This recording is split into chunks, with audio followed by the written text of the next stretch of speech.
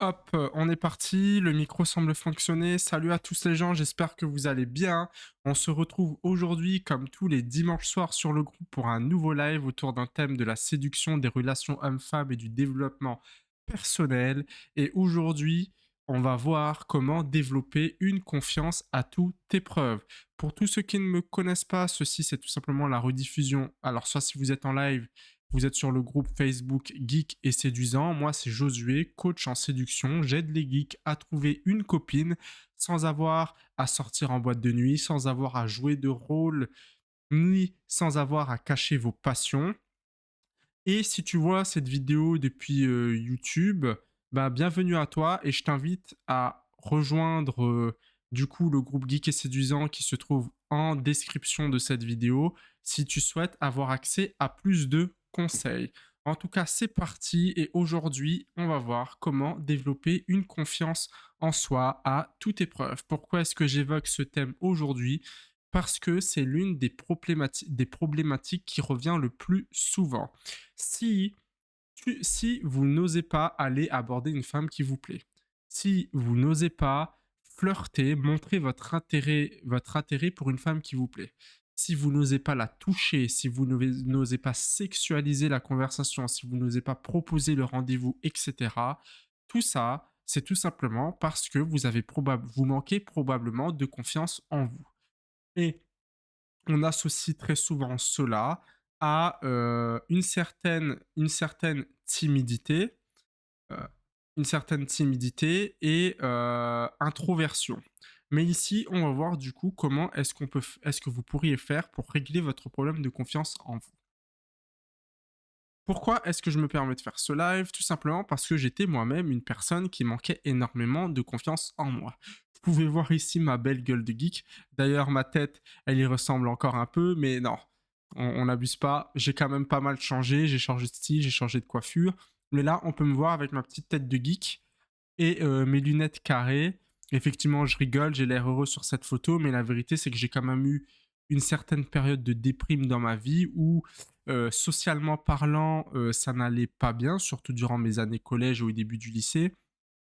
J'ai perdu pas mal d'amis, j'avais du mal à m'en faire de manière générale et j'étais quelqu'un de très timide, voilà. Pour vous dire, j'ai commencé à fréquenter des femmes qu'à partir de mes 21-22 ans. Et j'ai réussi à travailler sur moi et je suis devenu par la suite beaucoup plus confiant, OK? Beaucoup plus confiant et j'ai réussi à fréquenter plus de femmes. J'ai réussi à vaincre ma timidité en mettant en place des stratégies simples. Donc là, vous pouvez voir, certaines des femmes avec qui j'ai eu l'habitude de traîner. En haut à droite, vous reconnaîtrez Annika, hein, c'est ma copine aujourd'hui.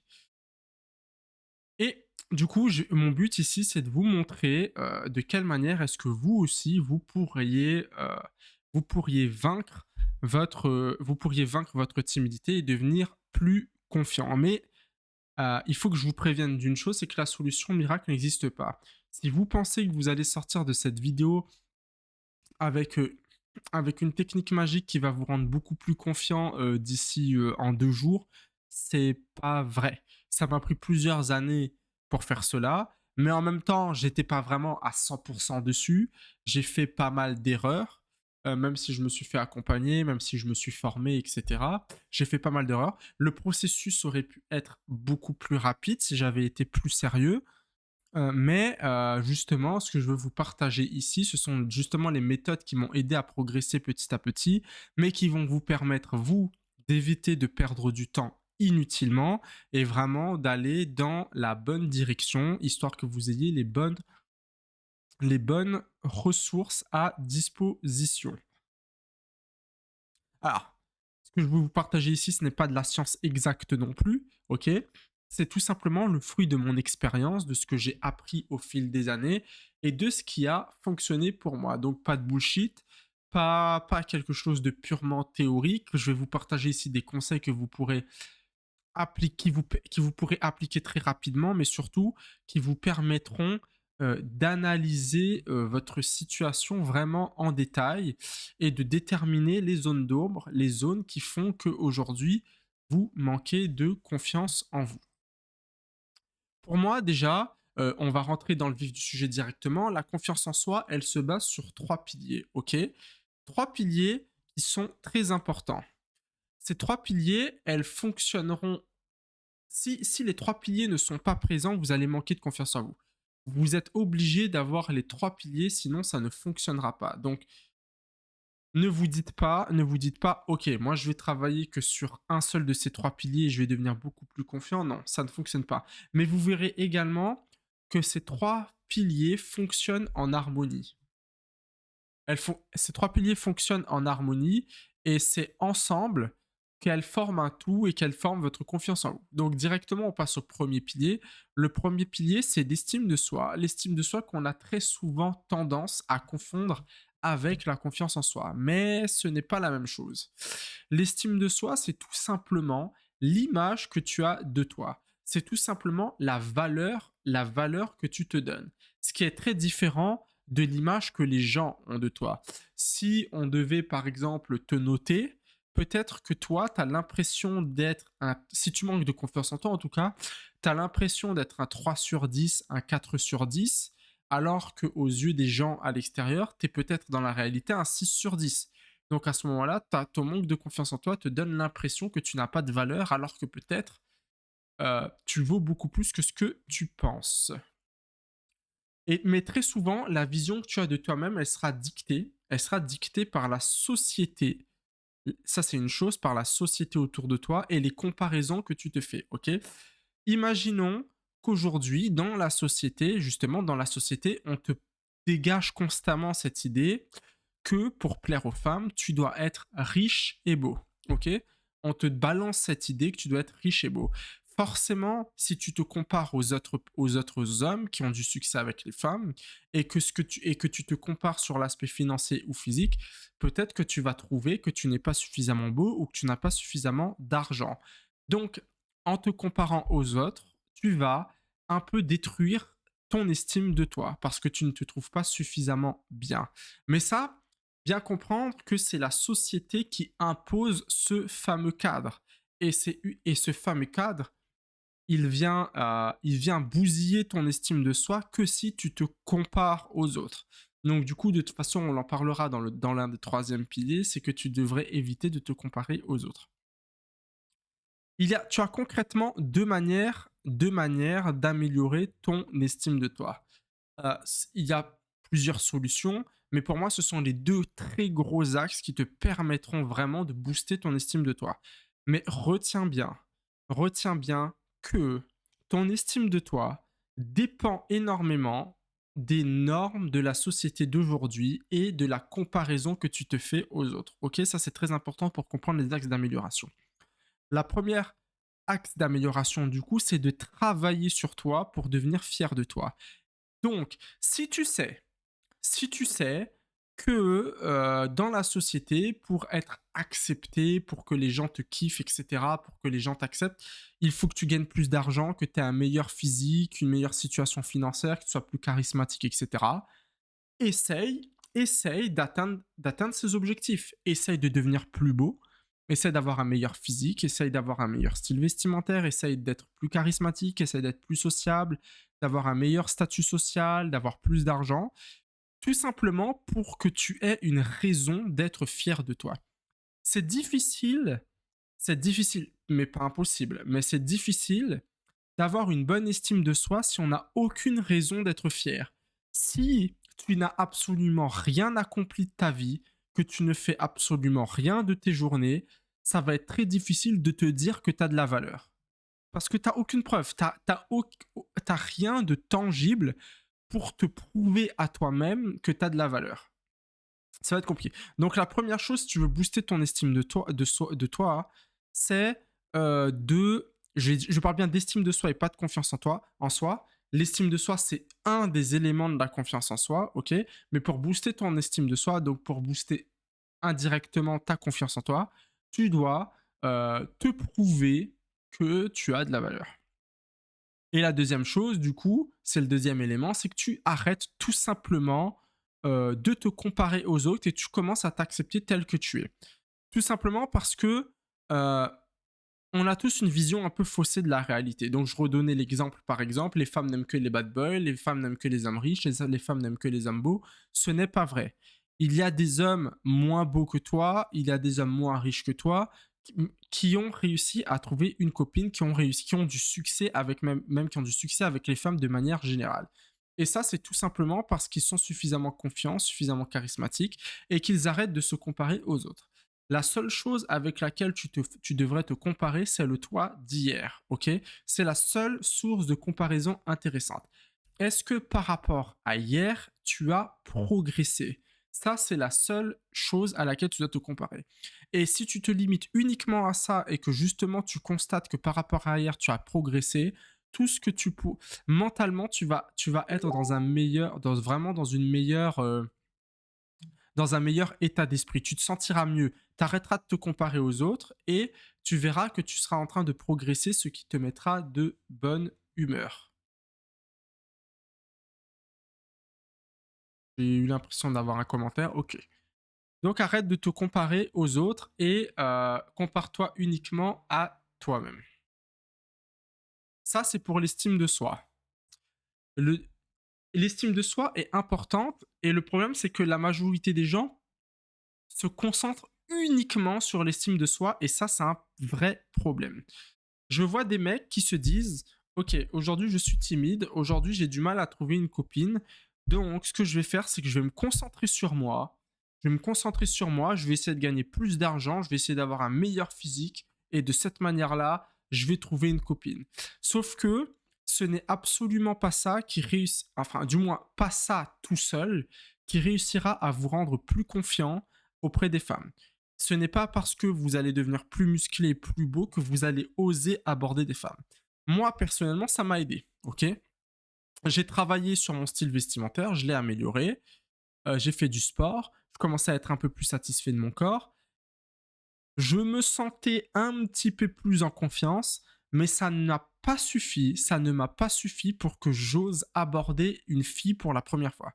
Quand je dis aborder une fille, c'était vraiment aller aborder une inconnue que je connaissais pas dans un lieu que je connaissais pas, ok? Ça ne m'a pas suffi. Moi, personnellement, même si j'ai... À l'époque, on disait que j'avais le meilleur style de ma classe. Pour vous dire à quel point vraiment j'étais le meilleur style de ma classe, peut-être même de ma promotion. Je m'habillais vraiment bien, mais ça ne me suffisait pas pour aller vers les femmes. C'est là où le deuxième pilier devient très important, et c'est probablement, sur les trois piliers, c'est probablement le plus important, c'est le pilier de l'expérience. Je pense que on se souvient tous de nos premières fois, et nos premières fois sont toujours très stressantes. Le premier jour d'école, la première journée dans un nouveau job, la première fois que tu as dû embrasser une fille, la première fois que tu as dû coucher avec une fille, la première fois que tu as demandé un numéro. Les premières fois sont toujours très stressantes. Mais ce qu'on constate, et ça c'est la règle pour tout le monde, c'est que le plus stressant, c'est uniquement la première fois. Les autres fois deviennent de moins en moins stressants. La peur disparaît tout simplement avec les expériences positives. La première fois que tu vas aborder une fille, tu as peur de te prendre un rejet violent.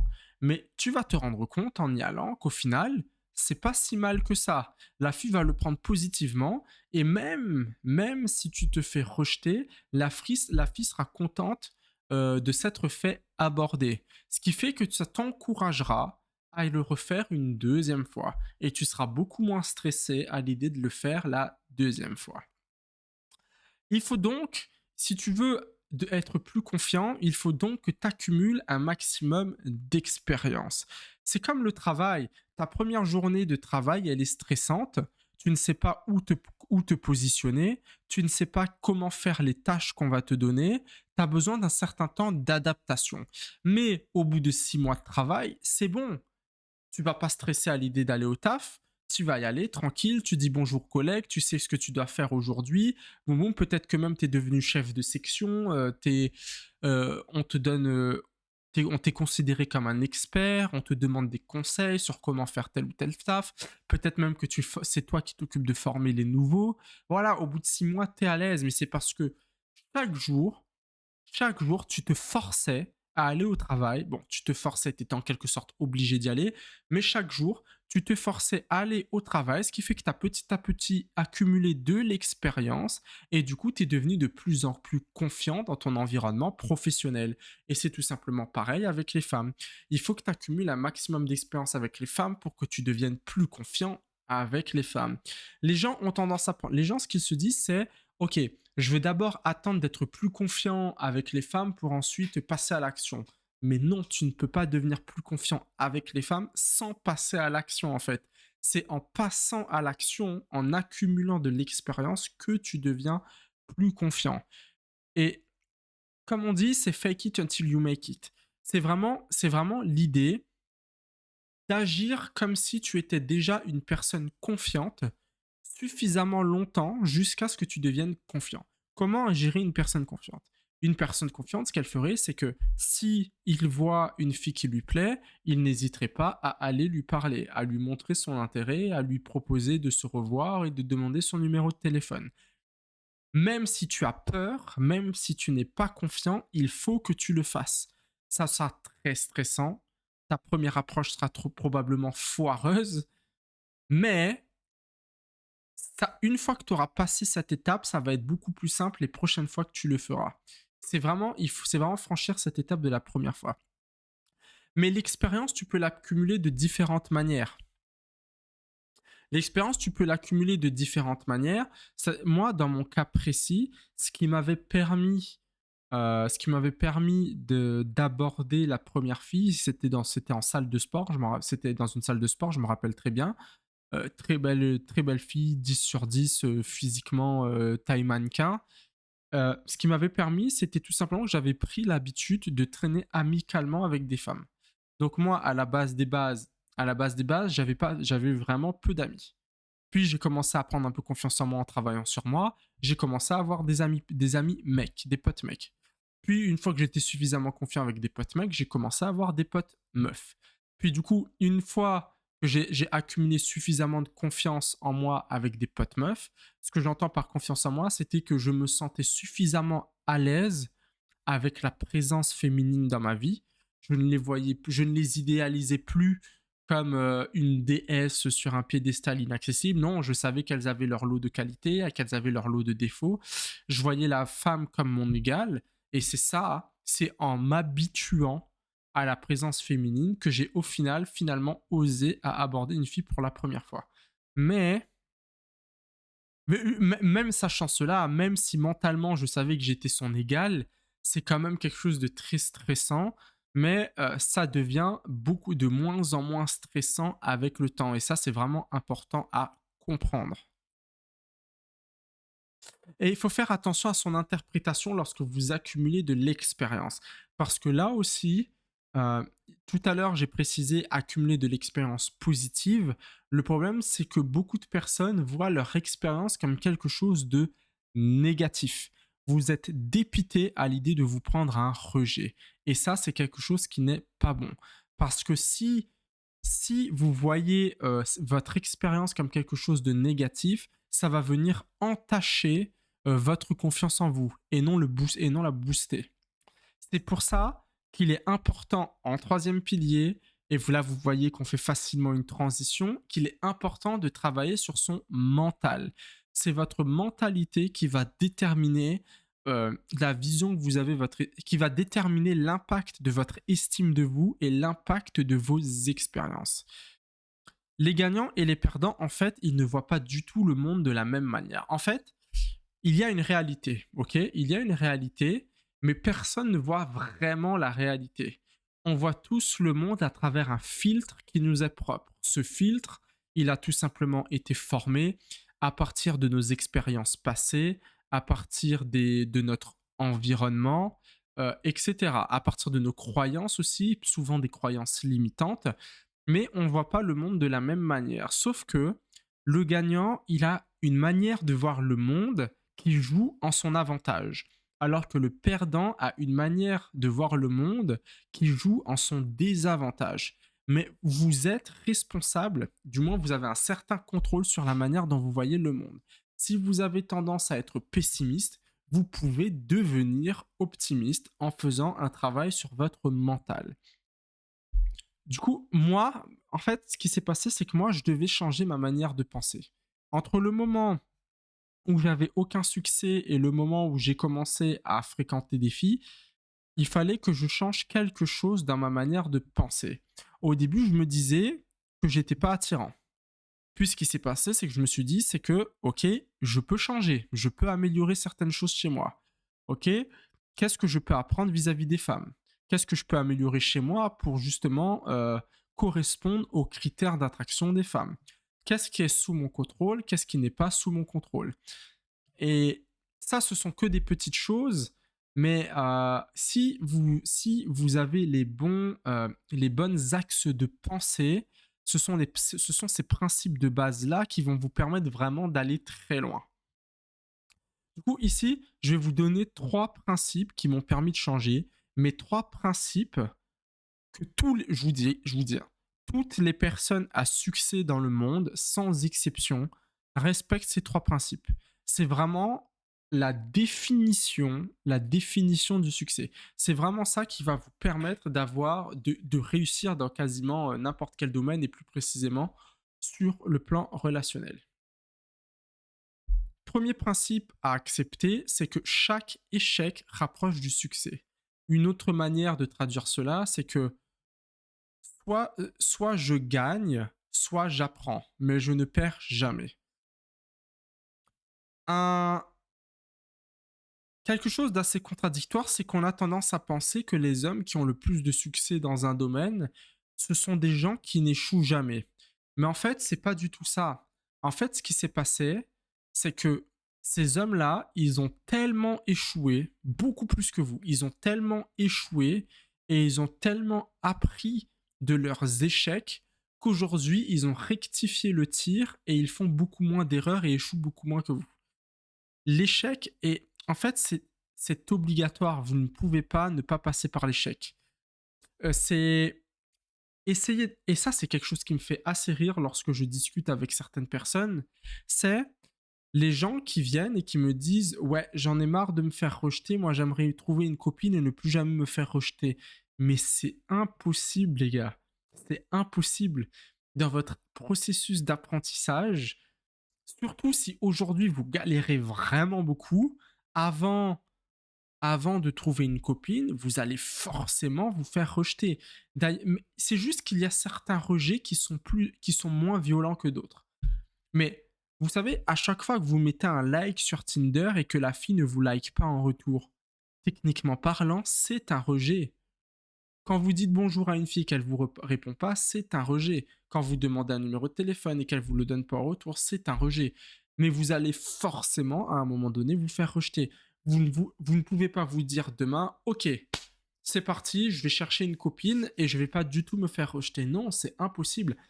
La seule manière de ne pas vous faire rejeter, c'est de ne pas tenter. Mais si vous ne tentez pas, vous n'aurez rien. Donc il faut vraiment accepter le risque, accepter l'idée que vous allez vous faire rejeter. Et chaque rejet voyez chaque échec comme une opportunité d'apprendre et de grandir. Chaque échec vous rapproche du succès. Deuxième mentalité à adopter, c'est d'être responsable. Vous êtes responsable de votre vie. Effectivement, il y a certaines choses dans la vie qui ne sont pas de votre faute. S'il y a un accident, s'il y a un accident devant chez vous, que votre chat est mort, ce n'est pas forcément de votre faute, ok? Mais vous êtes responsable de votre vie et vous êtes responsable de vos actions et des décisions que vous prenez. Dès le moment que vous acceptez cela, ce sera beaucoup plus simple de trouver des solutions. Si vous vous dites que le problème, ce sont les femmes, le problème, c'est la société d'aujourd'hui, le problème, c'est que c'est difficile, ce sont les autres. Dans ce cas, vous ne pourrez pas trouver de solution. Puisque le problème vient des autres, vous partez du principe que ce sont les autres qui doivent trouver une solution. Sauf que, désolé mon coco, mais la vérité, c'est que les femmes ne changeront pas pour toi. La société ne changera pas du jour au lendemain et les gens ne s'adapteront pas pour que toi tu trouves une copine. Non, prends tes responsabilités. Si tu n'as pas de partenaire aujourd'hui, si aujourd'hui tu galères avec les femmes, c'est parce que toi-même, tu ne mets pas les bonnes actions en place. Tu pourrais très bien travailler sur ton apparence physique. Tu pourrais très bien travailler sur ta personnalité, ton charisme. Tu pourrais rendre ta vie plus intéressante. Tu pourrais augmenter le nombre de rencontres que tu fais. Il y a un nombre incalculable de choses sur lesquelles tu as un impact direct qui pourrait te permettre d'augmenter drastiquement tes chances de trouver une copine. Tu es responsable de ta situation. Tu n'as pas décidé de ce qui s'est passé. Ce n'est pas toi qui es responsable de ce qui s'est passé jusqu'à aujourd'hui dans ta vie, mais tu es responsable de ce qui va se passer dans ton futur. Et troisième point, c'est qu'effectivement, tu ne peux pas tout contrôler. Donc, apprends, ce que je voulais dire ici, c'est que tu dois apprendre à te détacher des choses qui ne sont pas sous ton contrôle. Ok, ok, tu n'avais pas d'amis sportifs, t'as jamais vraiment fait de sport, tes parents t'ont pas inscrit au sport, du coup, t'as pas d'attirance pour le sport et aujourd'hui, c'est difficile pour toi de commencer le sport. Ouais, ok. Et alors, on démarre tous quelque part. Oui, t'as jamais fait de sport de ta vie, mais ça veut pas dire que tu peux pas commencer aujourd'hui. Laisse tomber l'idée que ça ne vient pas de toi. Enfin, laisse tomber les choses qui ne sont pas sous ton contrôle. Ok, tu vas aborder une meuf, tu flirtes avec elle, et au final, il y a son ex qui revient dans sa vie et elle décide de laisser tomber avec toi. Oui, pourquoi tu vas t'énerver pour ça? Oui, c'est chiant, mais ce n'est pas sous ton contrôle. Ce n'est pas de ta faute à toi si son ex est revenu dans sa vie. Ce n'est pas de ta faute à toi si elle est toujours attachée à ce mec-là. Ce n'est pas sous ton contrôle, tu peux pas la faire changer d'avis, tu peux pas la contrôler. C'est pas grave, laisse couler. Il faut que tu restes détaché du résultat et que tu restes détaché des choses qui ne sont pas sous ton contrôle. Tu verras qu'en faisant cela, ta vie sera beaucoup plus simple. Sera beaucoup plus simple. Tu arrêteras de prendre le rejet personnellement. Tu arrêteras de voir la vie comme quelque chose d'hyper sérieux. Tu arriveras à t'amuser dans ton quotidien et t'arrêteras tout simplement de te prendre la tête pour les choses sans importance. Et tout ça, c'est super important. Alors, j'ai dit 3, j'en ai mis 4, j'en ai mis 5. Ok. Bon, bah du coup, je voulais évoquer d'autres principes, mais que je vois que je les ai rajoutés sans m'en rendre compte. Du coup, quatrième point, hein, c'est que le stress est une bonne chose. On a tendance à fuir le stress, on a tendance à voir le stress comme quelque chose de mauvais, mais le stress est en réalité une bonne chose. En physiologie, on a tendance à faire la comparaison entre le stress et l'excitation. Parce qu'en fait, ce qu'on constate, c'est que les symptômes du stress et les symptômes de l'excitation sont exactement les mêmes. C'est-à-dire et notamment ce qui se traduit par des palpitations et le cœur qui s'accélère. Sauf que au final, du coup, ce qui détermine si c'est du stress ou si c'est de l'excitation, c'est tout simplement l'interprétation que nous, on en fait. Donc, quand toi, tu commences à avoir des palpitations, tu as le choix entre te dire je stresse ou je suis excité. Et ben moi, ce que je t'invite à faire, c'est d'arrêter de te dire que tu es stressé, mais que tu es excité. Quand tu vois quand tu vois une belle femme avec qui tu as envie de discuter et que ton stress et que ton cœur commence à s'accélérer, au lieu de te dire que tu es stressé à l'idée d'aller lui parler, tu peux tout simplement te dire que tu es excité à l'idée de faire sa connaissance.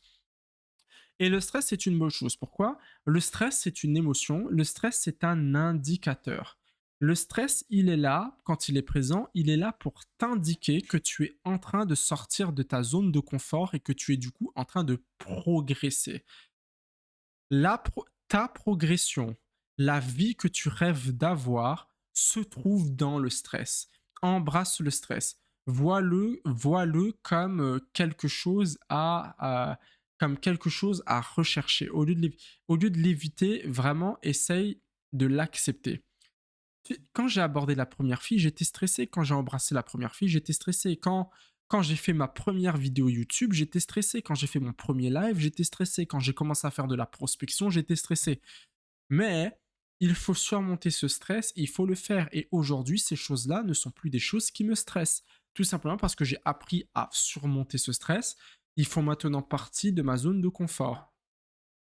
Et cinquième point, hein, la vie est trop courte pour la prendre au sérieux. Ça, c'est vraiment quelque chose, ça, c'est un point vraiment très crucial. C'est que vous vous prenez vraiment trop la tête avec les meufs, etc. Bon, moi, j'ai étudié le sujet pendant longtemps, de long en large et en travers, mais effectivement, c'est important de se former et de chercher à s'améliorer. Vous avez des objectifs dans la vie et c'est bien de les poursuivre, mais ne vous prenez pas la tête. Si vous vous faites rejeter, ne le prenez pas sérieusement. Prenez la vie comme un jeu. Vraiment, moi, je vois la vie comme un jeu dont je suis un personnage que je contrôle. Mais la vie, elle est faite de différentes expériences, positives comme négatives, et le mieux, c'est quand même de faire les choses qui vous plaisent, de vous amuser. Même la simple idée de se dire, ok, je vais parler avec une fille dans le but de coucher avec elle ou de la séduire ou d'en faire ma copine, c'est déjà malsain comme objectif. Vous devriez y aller en vous disant, ok, je vais parler avec cette fille parce qu'elle a l'air fun et parce que ça fun de discuter avec elle. En fait, vous irez beaucoup plus loin lorsque vous trouverez du plaisir dans le processus plutôt que du plaisir dans le résultat. Si le simple fait d'aller vers les femmes et de discuter avec des femmes, c'est un plaisir pour vous, vous n'aurez aucun problème à le faire. Vous n'aurez aucun problème à aller vers elle. Même si vous vous faites rejeter, même si elle n'est pas intéressée, euh, tout simplement parce que vous prenez plaisir dans le simple fait d'y aller. Et vraiment, essayez de trouver du plaisir dans votre vie plutôt que de prendre des choses de manière sérieuse. Mais je sais que tout ça, tous ces concepts, etc., c'est pas forcément quelque chose de simple à comprendre. Probablement parce que vous n'avez tout simplement pas atteint atteint le niveau de conscience nécessaire. Je ne dis pas que vous êtes stupide, absolument pas. On a tous des niveaux de conscience, mais c'est tout simplement parce que vous n'avez peut-être pas encore aujourd'hui le recul, ni l'expérience nécessaire pour réellement comprendre ce que je vous dis là. Moi, ça m'est déjà arrivé en développement personnel qu'un mentor, qu'un coach, qu'une vidéo YouTube me dise quelque chose, me sorte une citation, notamment montre-toi intéressé mais détaché. Ça, c'est pas quelque chose que j'ai inventé, c'est quelque chose que j'ai lu d'un autre coach en séduction il y a longtemps, ok? Montre-toi intéressé mais détaché. Et ça, à l'époque, je le comprenais pas vraiment parce que je l'avais pas vraiment vécu. Mais puis un jour, lorsque je commençais à voir les résultats que j'avais, c'est là où j'ai compris, je me suis dit, mais putain, mais oui, en fait, il avait raison. Il avait raison, c'était pour ça que ça fonctionne. C'est ça ce qu'il voulait dire. Et lorsque vous avez des déclics comme ça, c'est là où c'est là où vous avez une réelle transformation dans votre vie et c'est là où vous atteignez un niveau de conscience supérieur.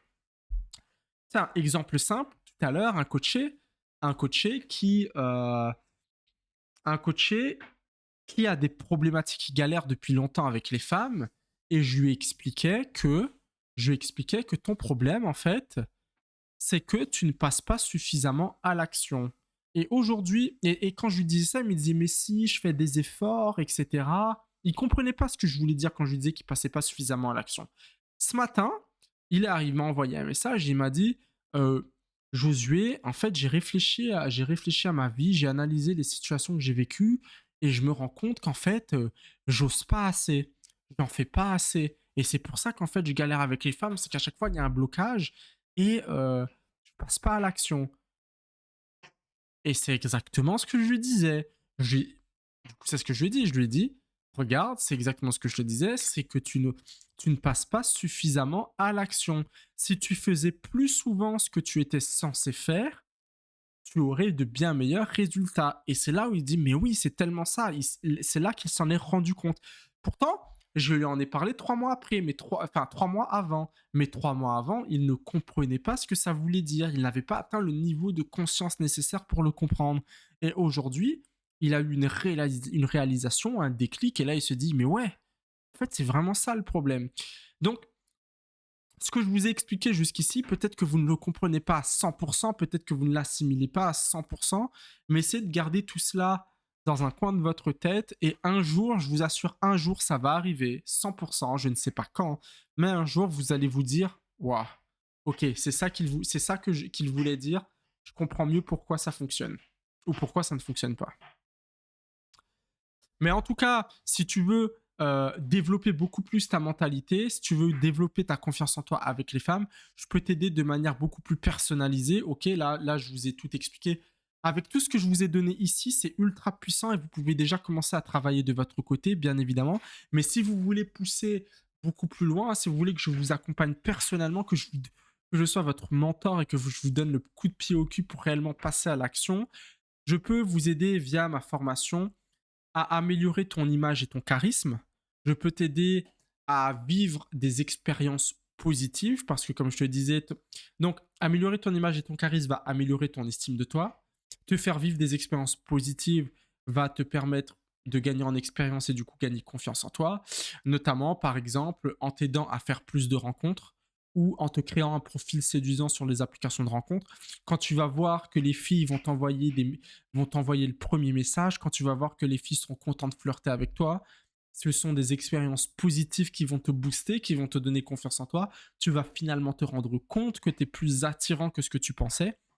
Et je peux également t'apporter le support mental dont tu as besoin pour te remettre sur le droit chemin, pour le boost de motivation qu'il te faut pour continuer d'avancer et rester positif dans ton processus d'apprentissage. Voilà. Mais si tu aimerais en savoir plus, du coup, concernant mon programme Geek et séduisant, accompagnement personnalisé sur 90 jours pour les geeks, je t'invite tout simplement à m'envoyer un message privé. C'est tout ce que j'avais. Est-ce que vous avez des questions? Je regardais pas du tout les commentaires depuis tout à l'heure. En tout cas, s'il n'y a pas de questions, de toute façon, le live reste en rediffusion. N'hésitez pas à poser des questions et j'y répondrai dès que possible. Sur cela, je vous souhaite une agréable soirée et on se retrouvera dimanche prochain pour le prochain live, tout simplement. À la prochaine, tchuss.